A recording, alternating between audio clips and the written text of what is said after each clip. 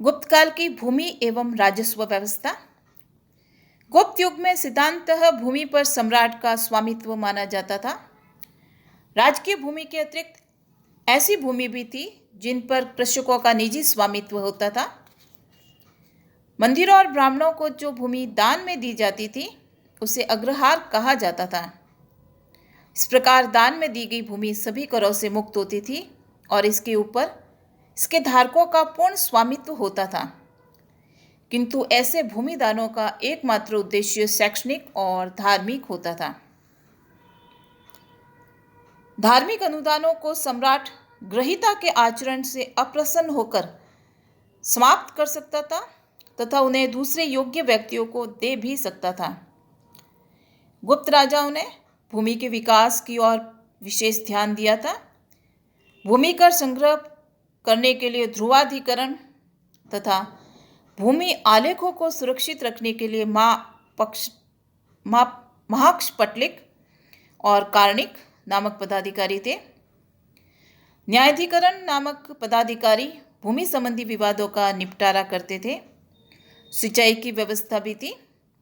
गुप्त शासकों ने कुएं, तालाब और नहरों का निर्माण करवाया था। स्कंदगुप्त के जूनागढ़ के राज्यपाल पर्णदत्त के पुत्र चक्रपालित ने गिरनार में सुदर्शन झील के बांध का पुनर्निर्माण करवाया था, जो इसका प्रमाण है। जो लोग राजकीय भूमि पर कृषि करते थे उन्हें अपनी भूमि उपज का एक भाग राजा को कर के रूप में देना होता था, जो कि सामान्यतः उपज का छठा भाग होता था। गुप्त अभिलेखों में भूमि कर को उद्रंग अथवा भाग कर कहा गया है। स्मृति ग्रंथों में इसे ही राजा की वृत्ति कहा गया है। नारद के अनुसार राजा प्रजा रक्षण के बदले उपज का छठांश राजस्व के रूप में प्राप्त करने का अधिकारी होता है। इस प्रकार ये स्पष्ट है कि गुप्त काल में राजस्व उपज का छठा भाग ही लिया जाता था। भूमि कर नकद अथवा अन्न दोनों में दिया जा सकता था। राजस्व का दूसरा प्रमुख स्रोत चुंगी था, जो नगर में आने वाली वस्तुओं पर लगती थी। किसी किसी स्थान पर भूतोपात पत्र्याय नामक कर का उल्लेख मिलता है। अल्तेकर के अनुसार यह राज्य में उत्पन्न होने वाली वस्तुओं तथा भीतर आयात की जाने वाली वस्तुओं के ऊपर लगाए जाने वाला कर था। समकालीन लेखों में विष्टि यानी बेगार का भी उल्लेख मिलता है। संभवतः इस काल में यह भी एक प्रकार का कर था, किंतु गुप्त राजाओं के किसी भी लेख में इसका उल्लेख नहीं मिलता है।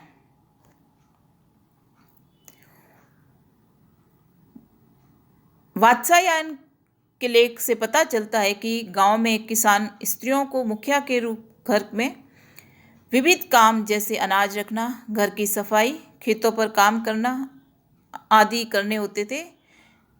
इसके बदले उन्हें कोई मजदूरी नहीं मिलती थी। इसी को विष्टि कहा गया। कुछ विद्वान इस विवरण के आधार पर गुप्त काल में विष्टि के व्यापक रूप से प्रचलित होने का निष्कर्ष निकालते हैं। इसके अतिरिक्त व्यापारिक वस्तुओं, चारागाहों, वनों, नमक आदि पर भी कर लगते थे, जिनसे राज्य को आय होती थी। सीमा, बिक्री की वस्तुओं आदि पर जो कर लगते थे उन्हें शुल्क कहा जाता था। स्कंदगुप्त के विहार लेख से सौल्किक नामक पदाधिकारी का उल्लेख मिलता है। सौल्किक सीमा शुल्क विभाग का अधीक्षक होता था। संभवतः उसे व्यापारियों और सौदागरों के माल पर कर लगाने और उसे वसूल करने का अधिकार था। राज्य की आय का एक अन्य महत्वपूर्ण स्रोत भूमि रत्न, खानों की खुदाई तथा नमक का उत्पादन था। इन सभी पर राज्य का एकाधिकार था। अपराधियों पर जो जुर्माने लगाए जाते थे उनसे भी पर्याप्त धन राजकोष में जमा होता था। गुप्त युग की कर व्यवस्था उदार सिद्धांतों पर आधारित थी। इस काल की रचना कामंदकीय नीतिसार में शासक को सलाह दी गई है कि जिस प्रकार सूर्य अपनी किरणों से जल ग्रहण करता है, उसी प्रकार प्रजा से राजा थोड़ा थोड़ा धन ग्रहण करे। राजा के आचरण की तुलना ग्वाले तथा माली से करते हुए कामंदक लिखते हैं कि जिस प्रकार ग्वाला पहले गाय का पोषण करता है तथा फिर उसका दूध दोहता है, तथा जिस प्रकार माली पहले पौधे को सींचता है और फिर उसका चयन करता है, उसी प्रकार राजा को पहले प्रजा का पोषण करना चाहिए और फिर बाद में उससे कर ग्रहण करना चाहिए। इस प्रकार गुप्त प्रशासन के विभिन्न पहलुओं का अध्ययन करने से स्पष्ट हो जाता है कि गुप्त शासकों ने जिस विस्तृत प्रशासनिक व्यवस्था का निर्माण किया वह अत्यंत उदार और सुसंगठित थी। राज्य में पूर्ण शांति और व्यवस्था का वातावरण विद्यमान था।